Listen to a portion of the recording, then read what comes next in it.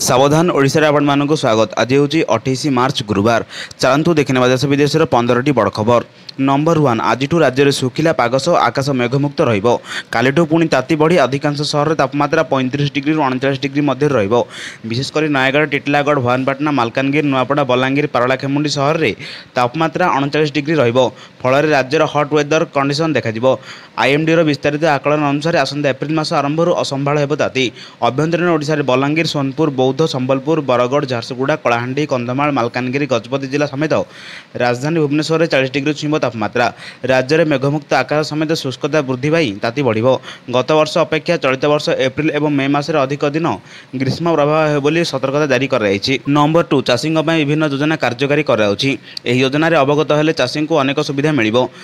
एक योजन चाषी को आर्थिक सहायता जोगाई देछन्ती सरकार। एभली एक योजना होउछन्ती प्रधानमंत्री फसल बीमा योजना। यह योजन चाषी को नष्ट हो जाइथिबा फसल बाबद क्षतिपूरण आकार बीमा टंका प्रदान करा जाउछि।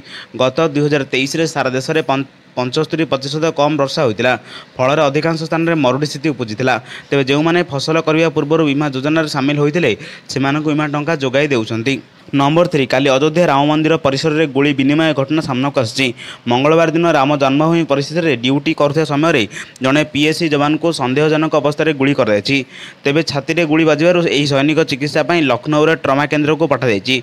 यह घटना सूचना पाए मात्रे आईजी अयोध्या रेंज प्रवीण कुमार घटनास्थल में पहुंचते। तेज पीड़ित को अन्य कहीं गुली चलाई ना बंधुक द्वारा गुली लगी यह स्पष्ट होना बोली से कहते। यह घटना समय से राम जन्मभूमि परिसर में ड्यूटी थे। बर्तमान यह घटनार निर्देश दी जाइए। नंबर 4 पेट्रोल और डीजेल नुआ मूल्य जारी कर।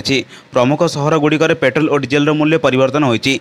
किसी सहर दाम अपरिवर्तित रही। भुवनेश्वर में पेट्रोल दर 100 टंका 92 पैसा होती। डीजेल दर 92 टंका 50 पैसा को ह्रास पाई। दिल्ली में पेट्रोल दर 94 टंका 72 पैसा को ह्रास पाई बेले डीजेल दर 87 टंका 62 पैसा को ह्रास पाई। मुंबई में पेट्रोल लिटर पिछा 104 टंका 21 पैसा होता बेले डीजेल लिटर पिछा 92 टंका 15 पैसा रही। सेहीपरि कोलकाता में पेट्रोल दर 103 टंका 94 पैसा थिया बेले डीजेल दर 90 टंका 75 पैसा रही। चेन्नई में पेट्रोल दर 100 टंका रही बेले डीजेल मूल्य 92 टंका 34 पैसा रही। नंबर 5 आईपीएल सप्तम मैच रे गुजरात टाइटन्स को 63 रन में मात देछि Chennai Super Kings. Batting bowling उभय क्षेत्र में दमदार प्रदर्शन कर गुजरात को परास्त करिछि चेन्नई। शिवम दुबे ऋतुराज गायकवाड़ रचिन रवींद्र विस्फोरक बैटिंग पर बोलिंग डिपार्टमेंट मध्य दल को विजय कराइबारे प्रमुख मुख्य भूमिका चलाइछन्ति। किंतु चेन्नईर एही इन्सरिंग सबुठ चर्चार रखिछन्ति बोली नुआ खेलाड़ी समीर विजय कहते। राशिद खान को ओभर रे बैटिंग करने को आसीथिबा समीर रिवर्स आईपीएल कैरियर रे प्रथम बॉल रे छक्का मारी एंट्री करिसंती। नंबर 6 बाइक को धक्का देला ओआरएसटीसी बस। घटनास्थल में 2 जनक मृत्यु 2 बाइक आरोही युवक परिचय अस्पष्ट रही। एनएच 57 भद्रपाली छक निकट में दुर्घटना घटिया सूचना मिली। बस ड्राइवर को अटक रखी तदंत करुछि पुईतला थाना पुलिस। नंबर 7 आज आसिला बीजेडी प्रथम प्रार्थी तालिका। उभय लोकसभा और विधानसभा निर्वाचन में प्रार्थी घोषणा करिछि बीजेडी सुप्रीम नवीन पट्टनायक विजन दल प्रार्थी तालिका घोषणा करिसेंती। एही प्रार्थी तालिका 9टी लोकसभा आसन सह 62टी विधानसभा आसन पर प्रार्थी घोषणा करिछि बीजेडी। नंबर 8 बुधवार कोलकाता विमान बंदर एक बड़ दुर्घटना अल्पके बर्ती जाइछि। इंडिगो एयर लाइसेंस यंग एयर इंडिया एक्सप्रेस विमान डेणा सहित मुहांमुही धक्का होइछि। इंडिगो विमान टैक्सी रास्ता दे जाउथिबा बेले विमान किछि अंश अन्य एयर इंडिया विमान सहित धक्का होइतिला। ए दुर्घटना रे कोनोसी आहतंक संपर्क में सूचना मिलि नाही। मिलिथिबा सूचना अनुसार इंडिगो विमान क्लियरेंस को अपेक्षा करथिला। तापर से विंग टाइप रे ठिया होई एयर इंडिगो एक्सप्रेस को धक्का देइतिला। एयर इंडिगो एक्सप्रेस चेन्नई विमान बंदर को जाइतिला। घटनास्थल में तदंत पर निर्देश दिया जाइछि। नंबर 9 छत्तीसगढ़ बीजापुर रे पुलिस एवं नक्सल मुहांमुही। सुरक्षाकर्मी गुली रे 6 नक्सल निहत। बीजापुर जिला चुकुरबाटी पुसाबाक निकट एक जंगल में पुलिस एवं नक्सल मुहांमुही होइतिबा सूचना मिली। सूचना अनुसार डीआरजी सीआरपीएफ 229 और कोब्रा बाहिनी मिलित ऑपरेशन करुथिबा बेले नक्सलଙ୍କ सह गुली विनिमय होइतिला। एही ऑपरेशन जिला reserve guard central reserve police force एवं cobra battalion force reserve action और कर्मचारी माने संपुक्त थे। गुली वर्षणा बंद होगा पर घटनास्थल में जड़े महिला समेत 6 जन नक्सल मृतदेह उद्धार कर। बर्तमान पर्यंत यह अंचल सर्च ऑपरेशन जारी रही सूचना मिली। एने बस्तर आईजीपी सुंदरराज कहते 6 जन नक्सल मृतदेह उद्धार कर जड़े महिला नक्सल रही। नंबर 10 आज पुरी श्रीमंदिर में बनक लगे नीति अनुष्ठित हेबो। भोगमंडप भोग शेष होगा पर संध्या 6 ରୁ राति 10टा पर्यंत 4 घंटा पर महाप्रभु को सर्वसाधारण दर्शन बंद रहिबो। बनक लगे नीति गुप्त नीति होइतिबारु बंद दर्शन कराଯାଇଛି। द्विपहर धूप सरिया पर ଦତ୍ତମ ମହାପାତ୍ର ସେବକ ମହାପ୍ରଭୁଙ୍କୁ ଶ୍ରୀମୁଖ ଶୃଙ୍ଖାର କରିବେ। ନମ୍ବର 11 ସକାଳୁ ସକାଳୁ ଆସିଲା ଆଉ ଏକ ବଡ଼ ଖବର। ଆର୍ଆର୍ କାରିସାତ ଅଞ୍ଚଳରେ ଅଚାନକ ଟ୍ରେନ୍ରେ ଅଗ୍ନିକାଣ୍ଡ ଘଟିଛି। ହଜାର ହଜାର ଯାତ୍ରୀଙ୍କୁ ନେଇ ଯାଉଥିବା ଲୋକମାନ୍ୟ ତିଲକ ସ୍ପେଶାଲ ଟ୍ରେନ୍ର ଏକ ବଗିରେ ନିଆଁ ଲାଗିଛି।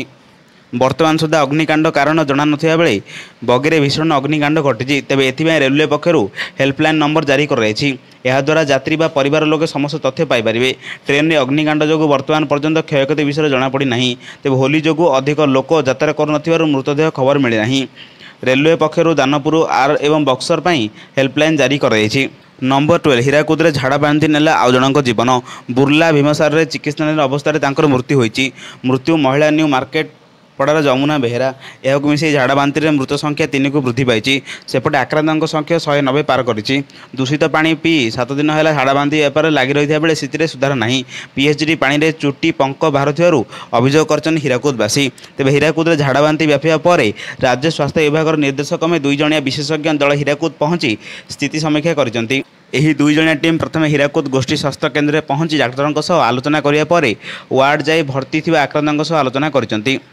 ନମ୍ବର 13 ଯାତ୍ରୀବାହୀ ବସ୍ ଦୁର୍ଘଟଣାଗ୍ରସ୍ତ ହୋଇ ଯାତ୍ରୀଙ୍କର ମୃତ୍ୟୁ ଘଟିଥିଲା। କୋରାପୁଟ ସଦର ଥାନା ଅନ୍ତର୍ଗତ ପୋଡ଼ାଗଡ଼ ଜାତୀୟ ରାଜପଥରେ 326ରେ ମର୍ମନ୍ତୁଦ ସଡ଼କ ଦୁର୍ଘଟଣା ଘଟିଛି। ଚିଲିଗୁଡ଼ାର ନାରାୟଣ ରଥ ସୂଚନାଯୋଗ୍ୟ ମାଲକାନଗିରିରୁ ବ୍ରହ୍ମପୁର ଦେଇ ଯାଉଥିବା 226 ନମ୍ବର ଜାତୀୟ ରାଜପଥରେ କୋରାପୁଟ ସଦର ଥାନା ଅଧୀନ ପୋଡ଼ାଗଡ଼ର ଛୋଟାଗୁଡ଼ା ନିକଟରେ ମଙ୍ଗଳବାର ବିଳମ୍ବିତ ରାତିରେ ଏକ ଘରୋଇ ଯାତ୍ରୀବାହୀ ବସ୍ ଦୁର୍ଘଟଣା ହୋଇଥିଲା। ଏହି ଦୁର୍ଘଟଣାରେ ଜଣେ ଯାତ୍ରୀଙ୍କର ମୃତ୍ୟୁ ହୋଇଥିବା ବେଳେ ପ୍ରାୟ 20 ଜଣ ଯାତ୍ରୀ ଆହତ ହୋଇଛନ୍ତି। ଆହତମାନଙ୍କ ମଧ୍ୟରୁ 10 ଜଣ ଗୁରୁତର ଅଛନ୍ତି। ସେମାନେ ସୂଚନା ମୁତାବକ ଗତକାଲି ରାତିରେ ଯାତ୍ରୀବାହୀ ବସ୍ଟି ମାଲକାନଗିରିରୁ ବ୍ରହ୍ମପୁର ଅଭିମୁଖେ ଯାଉଥିଲା। ପୋଡ଼ାଗଡ଼ ଜାତୀୟ ରାଜପଥ 326ରେ ବସ୍ଟି ବିଦ୍ୟୁତ ଖୁଣ୍ଟକୁ ଧକ୍କା ଦେଇ ଭାରସାମ୍ୟ ହରାଇ ଓଲଟି ପଡ଼ିଥିଲା। ଦୁର୍ଘଟଣାରେ ଜଣେ ଯାତ୍ରୀଙ୍କର ମୃତ୍ୟୁ ଘଟିଥିବା ବେଳେ 7 ଜଣ ଆହତ ହୋଇଥିଲେ। ନମ୍ବର 14 କଟକ ଜିଲ୍ଲା ବାରଙ୍ଗ ବ୍ଲକ 33 ନମ୍ବର ଜୋନ୍ ଅଧୀନରେ ଥିବା ବିଭିନ୍ନ ସ୍ଥାନରେ ଦୋଳଯାତ୍ରା ଶେଷ ହୋଇଛି। ଦୋଳ ଦଶମୀଠାରୁ ପୂର୍ଣ୍ଣିମା ପର୍ଯ୍ୟନ୍ତ ବିଭିନ୍ନ ଗ୍ରାମରେ ମଦନ ମୋହନ ରାଧା ଗୋପୀନାଥ ବିଜେ କରି ଭୋଗ ଖାଇବା ସହ ମେଳଣ କରି ଫଗୁ ଖେଳୁଥିବାର ଦୃଶ୍ୟ ଦେଖିବାକୁ ମିଳିଛି। ଦୋଳ ବିମାନରେ ବିଜେ କରିଥିବା ଶ୍ରୀଜୀଉ ଦୋଳ ବେଦୀରେ ପ୍ରବେଶ କରି ପରେ ଦୋଳଝୁଲଣ ନୀତି ସମ୍ପନ୍ନ ହୋଇଛି। ବିଭିନ୍ନ ଗ୍ରାମରେ ଲୋକେ ଦୋଳ ବେଦୀରେ ମଦନ ମୋହନ ଓ ରାଧା ଗୋପୀନାଥଙ୍କୁ ଦର୍ଶନ କରିବା ପାଇଁ ଶ୍ରୀଜୀଉଙ୍କ ପାଦରେ ଅବର ଲାଗି କରିଥିଲେ। ରାତ୍ରିରେ ଶ୍ରୀଜୀଉମାନଙ୍କୁ ଯମୁନା ସ୍ନାନ କରିବା ପରେ ମନ୍ଦିରକୁ ବିଜେ କରାଯିବାକୁ ବିଧି ହୋଇଛି। ଦୋଳ ଉତ୍ସବ ପାଳନ ଅବସରରେ ସମଗ୍ର ପଲ୍ଲୀ ଅଞ୍ଚଳ ଉତ୍ସବ ମୁଖର ହୋଇପଡ଼ିଥିଲା।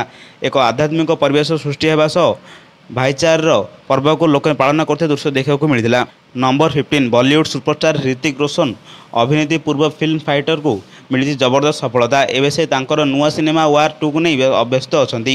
ତେଣେ ହ୍ରିତିକ ରୋଶନଙ୍କ ପ୍ରଶଂସକମାନଙ୍କ ପାଇଁ ଖୁସି ଖବର। ତାହା ହେଲା ହ୍ରିତିକ ରୋଶନ ନିଜର ପୂର୍ବ ବ୍ଲକବଷ୍ଟର ଫିଲ୍ମ କ୍ରିସ୍ ସିକ୍ୱେଲ୍ ନେଇ ଆସିବେ।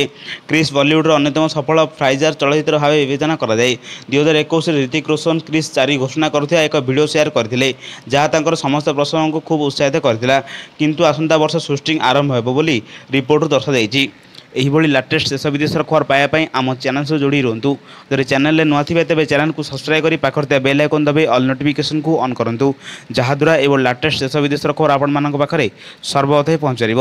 ବ୍ୟୁରୋ ରିପୋର୍ଟ, ସାବଧାନ ଓଡ଼ିଶା।